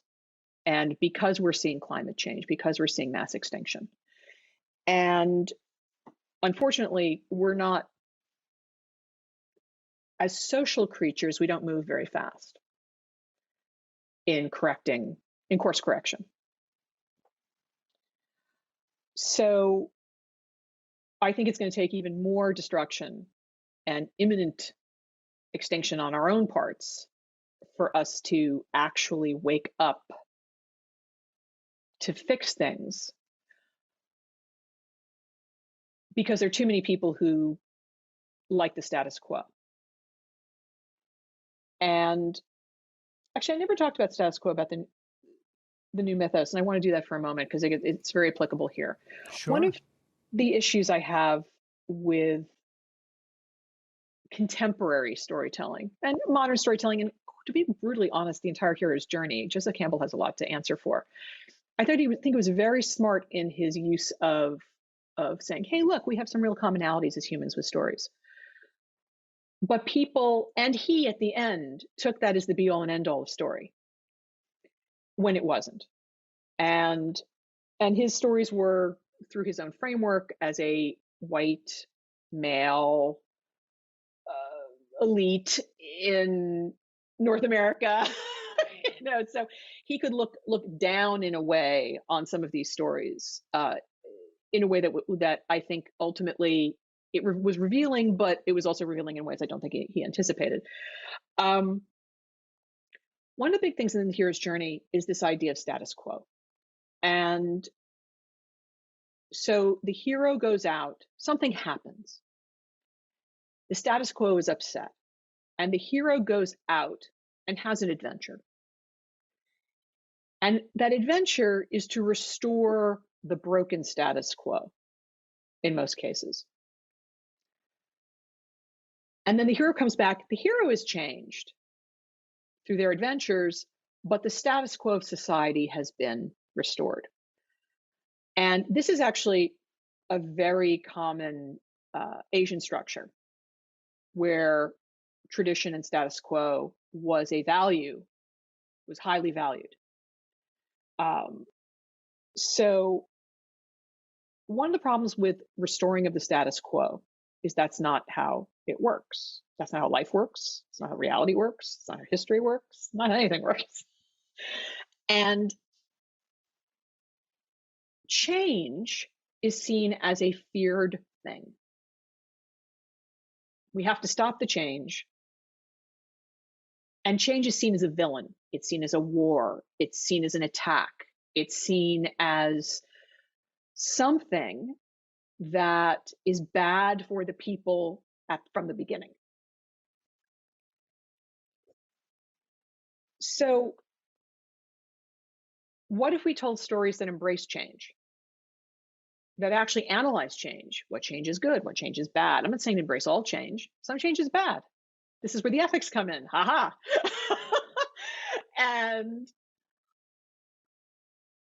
But if we could look at change as something morally neutral, like technology, which of course at its heart encompasses change,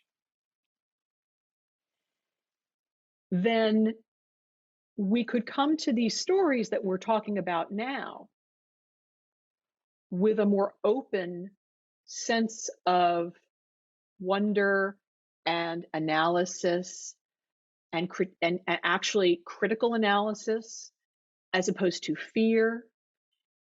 And this is where I think maybe there's a melding of what we're talking about.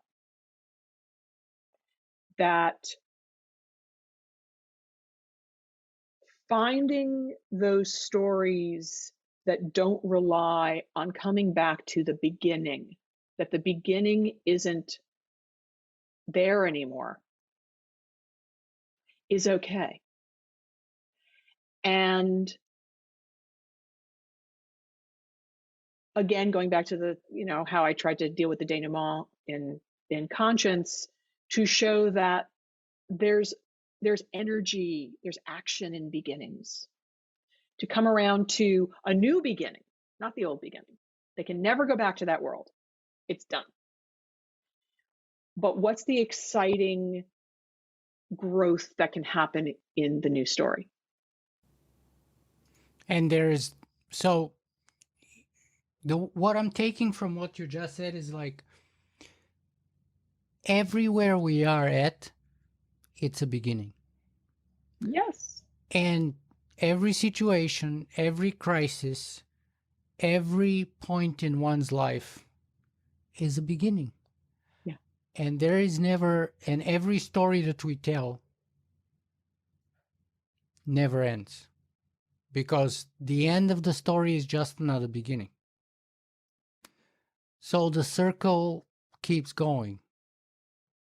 Whether you want to call it the circle of life or the universe or whatever you want to call it, like, the best we can do is we start where we are with what we've got. That's all. And then we have to be aware that we never arrive. We never get to the end. I mean, it could be our physical end, but the story goes on, and it's only a slice of the story. It's a That's it. story. It's not the story, it's a story, but it's not the story, and it's just a little color or shade or note of the whole. You use a lot of music in your books, so it's one note of the whole symphony of the big story, Mm-hmm. of the orchestra of life or the universe. Wow, I don't know.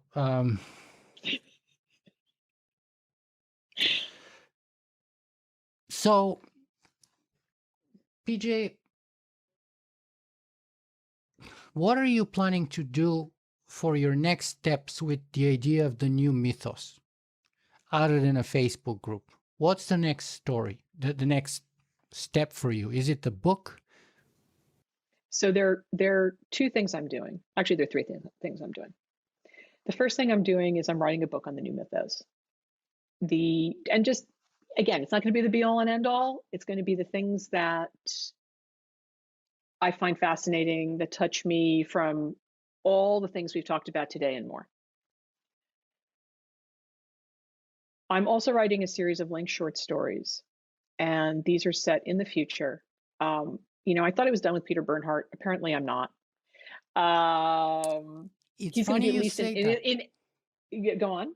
I had a feeling that you had something more to say about it, because after I read the third book, and I've read all three books and I loved them, and you had that very extensive denouement at the end, as you said, and I was actually even quite impressed and surprised, and it reminded me of Kim Stanley Robinson's work and all that. But I was still thinking she's not done with that. I think she has more to say on this. So yeah, I do.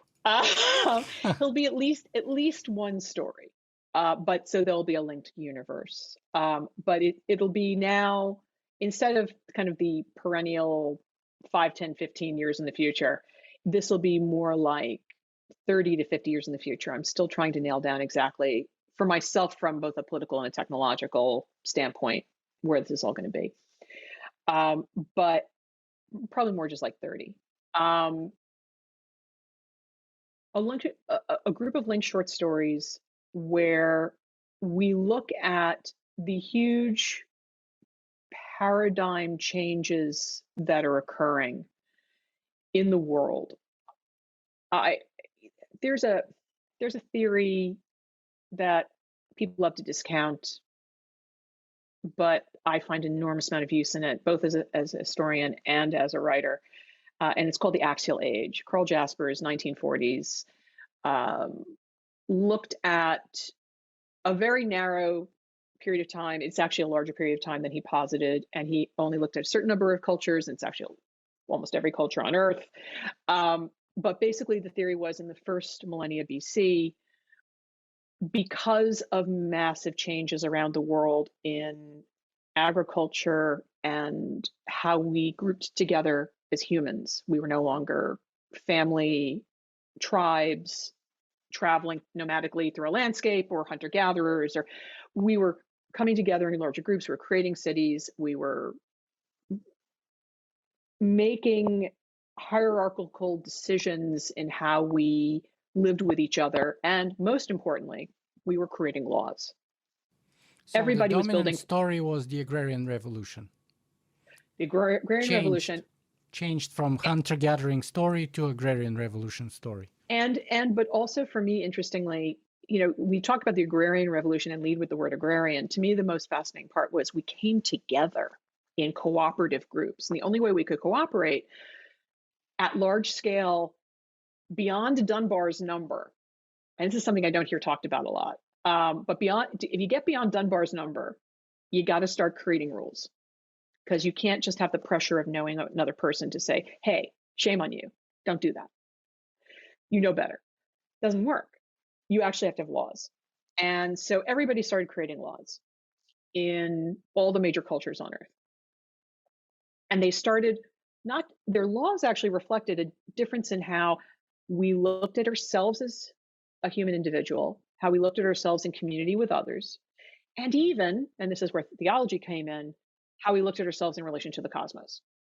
So we even changed our religions. This was the beginning of the laws of Judaism, Western Greek culture, ancient Greek culture, Taoism, Confucianism, Hinduism, Buddhism, the codification of Hinduism, much like the codification of Judaism. They were older cultures, but this is when the real writing started. And like, okay, we're gonna write this all down and make laws. And Buddhism, and all of this happened in this one millennia. And now we realize it occurred in Mesoamerica, it occurred in Africa, it occurred all over the world. It's just Jaspers knew what he knew, and those were the groups he was sticking in his little format. So I posit that we are in the midst of a new axial age, and I would like to figure out a group of linked short stories to that effect. So I'm already writing a number of stories that show how the changes of how we're going to live, they will be different than they are now, 50 years from now. And I'm positing that, what is this going to look like? This shift of ethics, this shift of our sense of ourselves, our sense of community, and our sense of ourselves in the cosmos. It's all going to change in a similar way. And it may take a millennia. It may take less. But we're certainly on our way. We're in it already, whether people realize it or not. So that's what I'm working on. And I'm also working with a group that wants to advance the storyosphere, which is one of the reasons why I was talking about it. And I'm being brought on as an advisor and consultant, basically their in-house futurist, to help them continue make educational materials and interviews, and teach these concepts as a really good paradigm for us to start thinking about our next steps. And it was when I made that connection between the noosphere and the axial age that I kind of went, aha. So... Yeah, to me, one necessitates the other. Yes, exactly right. Exactly right. And I really wanted I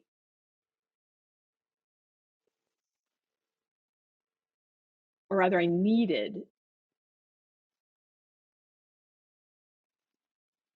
a larger framework, because it's how I work. I need the bigger framework of the technologies and the philosophical and ethical frameworks for me to start playing inside. But I already have about 14 story ideas.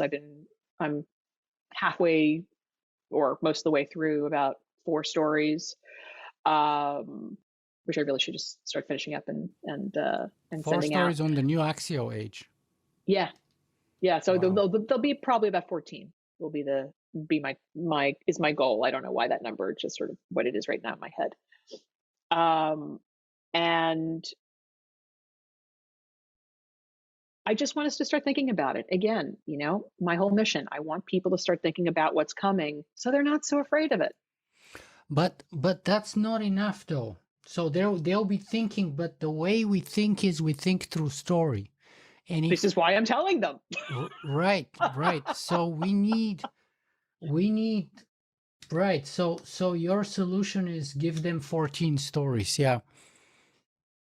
Well, I thought I gave my readers 21 visions for the 21st century in my conversations with the future, but it's not enough. I don't feel like I've done anything really.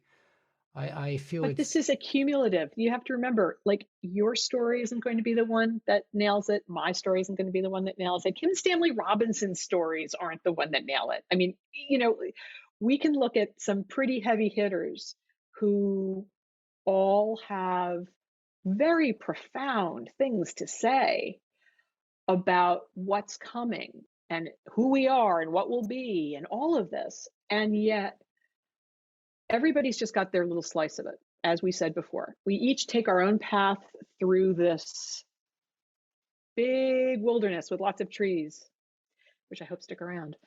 And we can only tell the stories that we know. There's no way that the story I tell and the story that Kim tells is going to be the same. Do you know? Like, there's just no way that Sure, yeah. we may have similar themes. For instance, I did an interview the other night with Arkady Martine, who wrote two phenomenal space operas, a duology. I watched it, yeah. And okay, there you go. And the thing that blew our minds, and which is why we were asked to speak together, because the interviewer had read our books and went, wait a second, they're about exactly the same thing, except they could not be the subgenres, the style, the times and places, the types of characters, they could not be more different. And yet we were addressing every single similar issue, from AI to empire to identity to the role of the outsider to, I mean, you name it. You just What is being human? But what, all right, what is great being, stories all of are it. about the same 4 or 5 things, right? Yeah, but they're not about empire and artificial intelligence and brain computer interfaces and but these were, and I think if you read Arkady and you read me, I think you're in for some great reads with both of us. But I also think that you'll get very different approaches to how we dealt with all of those topics. And yet we came up with a lot of the same answers, but again, in completely different ways. Like, you're not looking at it in terms of answers, you're looking at it in terms of story. So her story and my story are utterly different. And yet we're talking about the same things to get people thinking about the same things that we think are important right now. Let me ask this in a little bit different way then. Do you think that any future story, human story, or that rewritten human story should be fiction or non-fiction? Because obviously my book so far, at least, is non-fiction, and I debate with myself every day if that's a good idea or not. But there's obviously examples of, I don't know, take Adam Smith's Wealth of the Nations, which is non-fiction, or Karl Marx Das Kapital, which is non-fiction, books that change the world.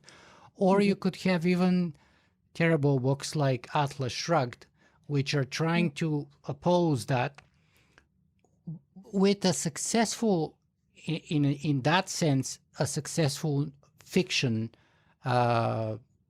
book.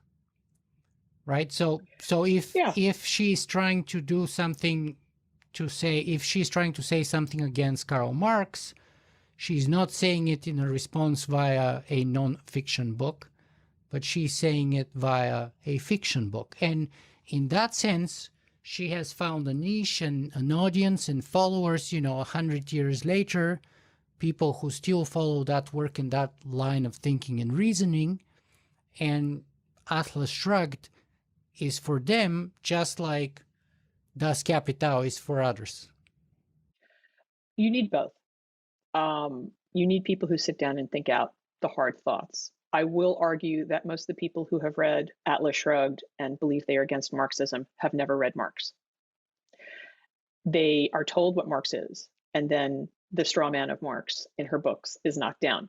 I'm not saying I'm a Marxist. I'm just saying that I could say the same thing for Wealth of Nations. For every man who screams, down at the stock exchange, Adam Smith, when you actually see that Adam Smith believes in regulation and doesn't think it's possible to live without it because unfettered capitalism will become the despotism and feudalism that he fears, they didn't read that part, or they didn't remember that part, or they never read it in the first place.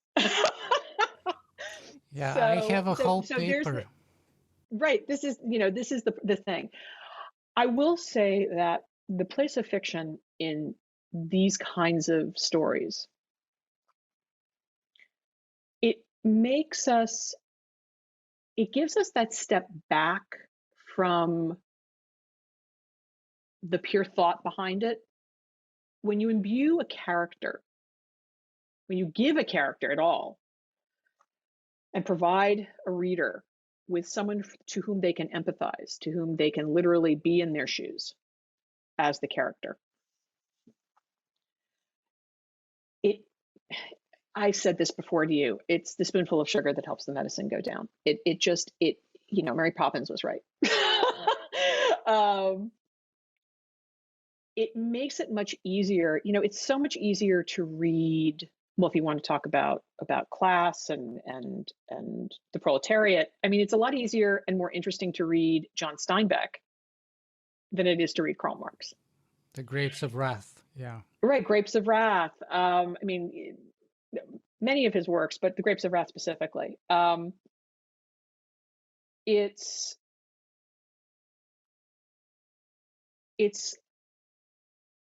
an easier way in for most people, because let's face it, most thinkers are not great writers. They're just not. There are some that are, but some of the greatest thoughts, it's hard slogging. You're not going, I can't put this down. It's like there's no engine necessarily behind it. You're in it for the intellect and the concepts and the abstraction. You're not in it to be wrapped up in something. And most people want to be wrapped up in something. So when we think of the great works of literature, we learned more about class struggle in Victorian England from Charles Dickens than anyone. When you look at you talk about books that changed the world, part of one of the lectures I give is on the effect of storytelling and empathy and how this creates an empathy engine. And I talk a lot about and I should interrupt here to say it's this paper that's called Yucky Gets Yummy, How Speculative Fiction Creates Society by PJ Manney, and I highly recommend people check it out. I'll put a link in the show because it's super worth it, and it's brilliant in so many ways. So yeah, sorry for the interruption. Thank you very much. I have to do a plug for you because I know you're not going to do it. Yeah. I try so hard, and then I feel so. Yeah. Anyway, I talk a lot about how certain works of literature did change the world, and they weren't Das Kapital or Mein Kampf or Wealth of Nations. They were Oliver Twist and Uncle Tom's Cabin and The Awakening and etc. So you've got all these works of literature that created empathy for an undergroup and exposed the reality to many people who didn't want to see it or didn't know it even existed of, what's it like to be an orphan in Victorian England? What's it like to be a woman in Victorian America? What's it like to be a slave in the slave South in the US? Uncle Tom's Cabin. Uncle Tom's Cabin. Uncle Tom's Cabin is one of those books that people forget about. In the US, it was the most read book next to the Bible. Everyone read it. And this is one of those weird things about the siloification of media now that didn't exist in the 19th century. Everybody read everything. There was less of everything, but everybody read it. The whole story of whether it's apocryphal or not, Abraham Lincoln saying to Louisa May Alcott, who wrote it, you're the little lady who made this great big war, because it brought to people the horrifying reality, and she really watered it down, and she knew she was watering it down. But the story that doesn't get told that's really interesting is Anna of Anna and the King of Siam story, and her last name evades me at the moment, had been very affected by Uncle Tom's Cabin. And so she becomes the governess to the King of Siam's children. She's there to tutor them. And so she teaches them Uncle Tom's Cabin. And you even see it in the musical version, The King and I. And which very much upset the king because Siam was a slave culture. And his son, who became king, his eldest, overturned the laws of slavery in Siam, in Thailand. He made it illegal to keep slaves. And he made it very, very clear it had nothing to do with Anna. Because he didn't want to seem like Thailand had always historically been a non-colonized nation. And he wanted to make it very clear that he had no Western influence. That was very important. But having read a book as a kid about what slavery was like, he said, I don't want to do this anymore. I mean, imagine that. This is the level of effect I'm interested in. Now, we don't read books like that anymore because people aren't interested in reading both sides of the story. Southerners read Uncle Tom's Cabin. Northerners read Uncle Tom's Cabin. Everybody read it because they wanted to understand what this book was about. Whereas today, if people make snap judgments, well, that's not going to be a book for me. They don't hold my politics. They are not from my background. There's so much more out there I can read or see or watch, listen to, that I'm just going to stay in my lane. And I'm going to listen or watch or read the things that tell me who I am already and support my worldview. And this niching and siloification of media is we talk about what's really dangerous. That's super dangerous. And we've been doing it for decades now. We don't have a handful of TV channels. We have hundreds and hundreds and hundreds of them. And Seth we have Godin nothing to talk says about. that the triumph of Facebook and Google and so on is not a triumph of technology, but a triumph of storytelling. Well, but it's always about storytelling. All communication is storytelling. That goes back to the very beginning of what we were talking about. But the irony is that we still build those silos somehow, that we're still building them. I've watched this happen over the last 5-6 years because of politics and medical beliefs and all the rest. We're cutting ourselves off from everybody. And there's something to be said. You have to get rid of the trolls, because trolls, it's very interesting. Troll culture never, and the weaponization of troll culture, where it's now actually part of weapons of misinformation, is something that we've never had to deal with in the same way ever in human history. And we're still, our little Paleolithic brains, man, we're still struggling with this notion that there are people who are out there saying things specifically to divide us and specifically to harm us. And while you could say it is a triumph of story, it's also, as you said, the difficulties of story, the dangers of story, where story gets weaponized. I talk a lot about weaponization of narrative and how people are using it as a weapon, an actual weapon. This is not a metaphor. This is not a metaphor.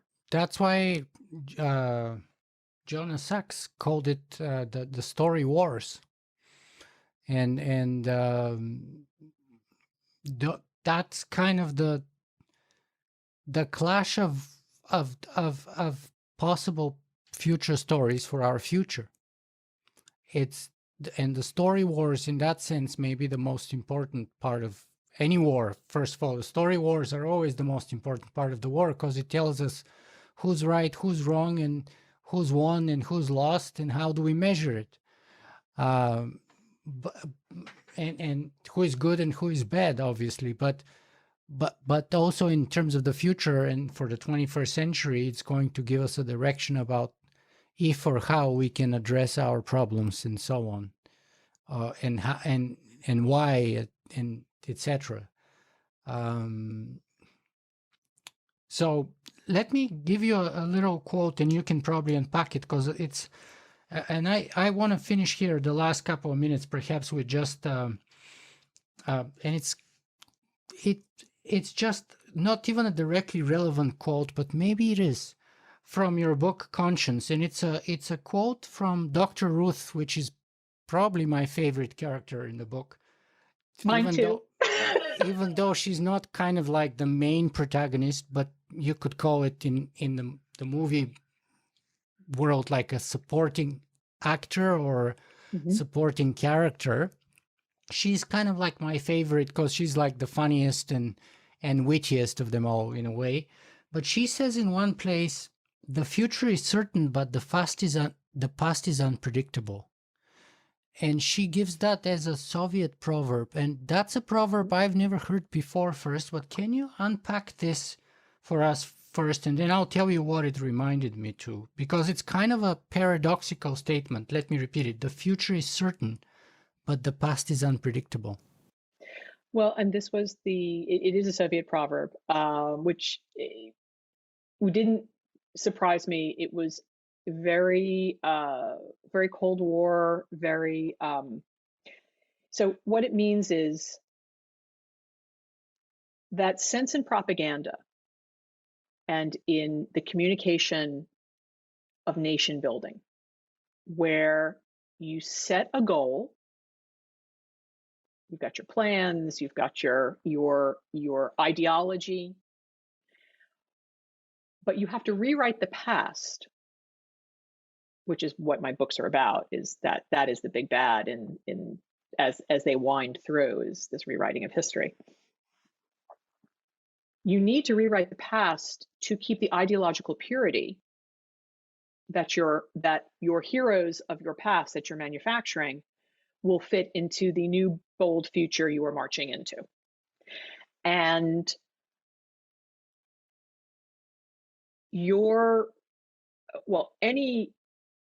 every country does it. It's not just the Soviets. Every country does it. We're especially watching the culture wars of what was our past and what's our future. I mean, talk about changing the past.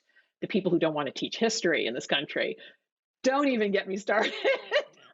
But this fear of sharing the realities of history to young people because they think, well, it'll upset them if they actually knew what happened. Well, that's why you have to tell them. So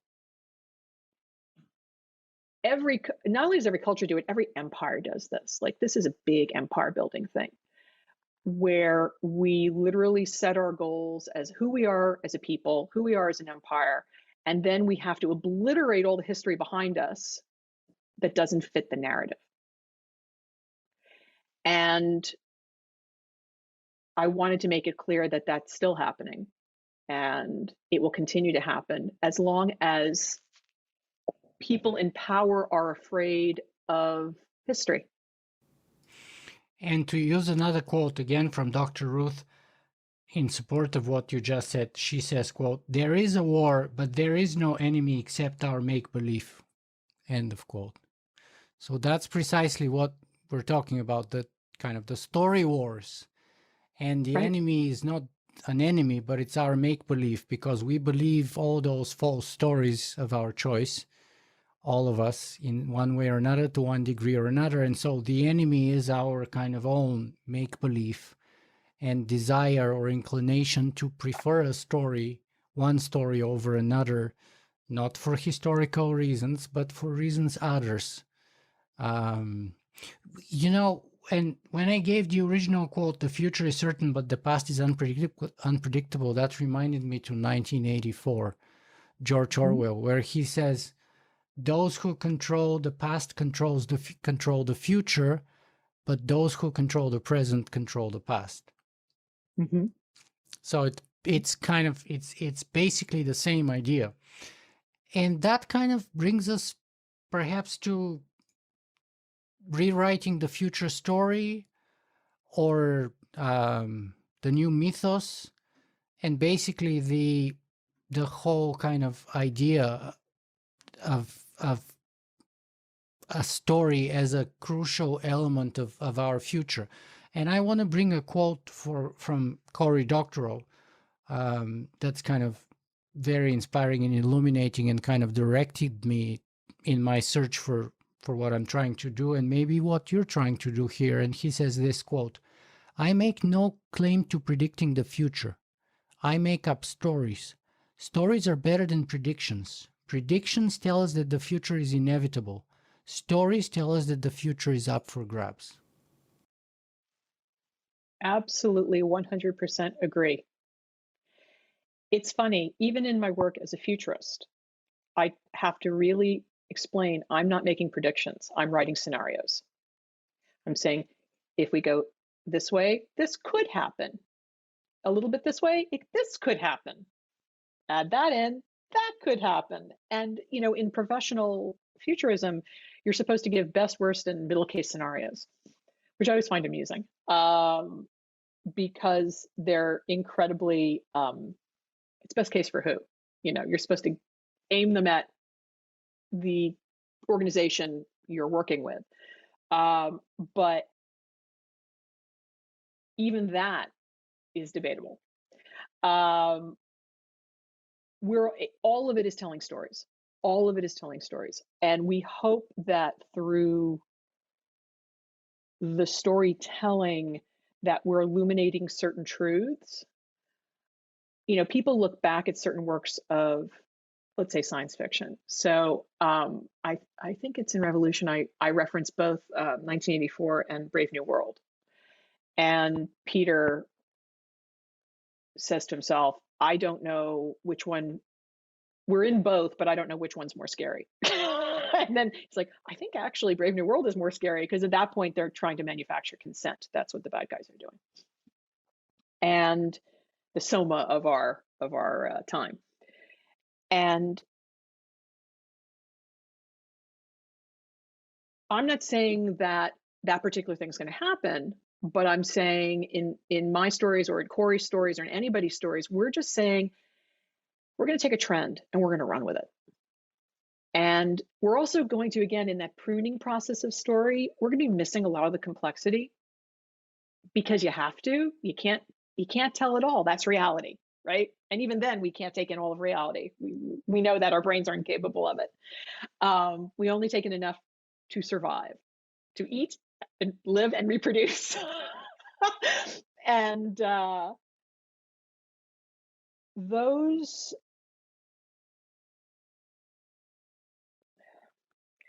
stories become, whether they're cautionary tales or roadmaps, they become a way for us to reference reality too. So it's a feedback loop.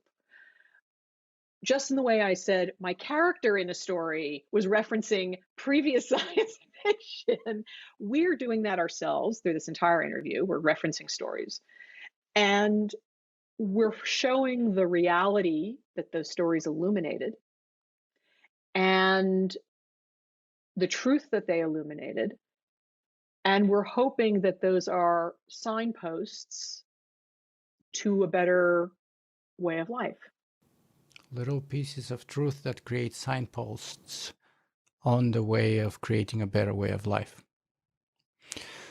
Well, PJ, let's hope that I'm actually pretty sure that you're leaving pretty good signposts myself with your 3 books now and with papers like Yucky Gets Yummy, How Speculative Fiction Creates Society, because forget the Yucky Gets Yummy, that's very well done in the whole paper and how you finish with it, it's great.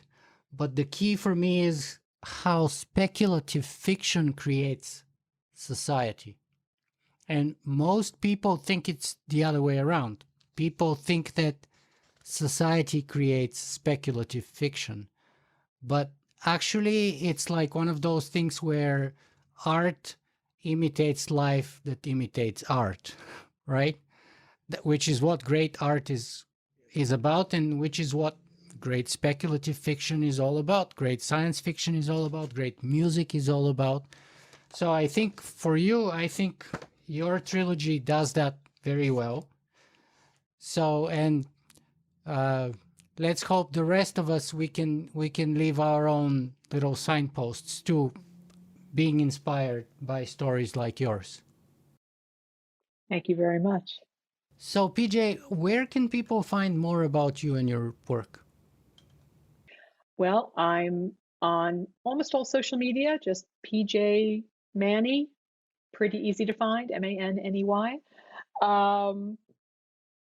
And to find out more about my actual work, I would look any bookstores in terms of websites, Amazon, Barnes and Noble, Books a Million, etc. My books will all be there. My papers, you can find them on any of the research hubs. There's YouTube. I'm pretty much everywhere. So, PJ, we've been talking for 2.5 hours or so, and we've covered a very wide, diverse field of topics. What is the best way to send our audience away? What's the best way to finish our conversation? Do you have a final message for us, perhaps? My final message would be, well, take in as many stories as possible. I believe that stories are an empathy engine. They help create compassion for people who are unlike us. And through our stories, we're going to learn how to expand our circle of concern. We're going to learn how to expand our framework, the literal frames of how we see ourselves and each other in the world. And ultimately, I hope that we can see ourselves as just one part of an extraordinary species, for good and bad, but an extraordinary species that has any number of potential futures, and that we're the ones in charge of creating those futures, and don't let anyone take your ability to create your future away. Don't let anyone take your ability to create your future away. Wow, I really like that. PJ Manney, thank you so much for spending so much time with us today. It is always a pleasure. You are my favorite. Thank you.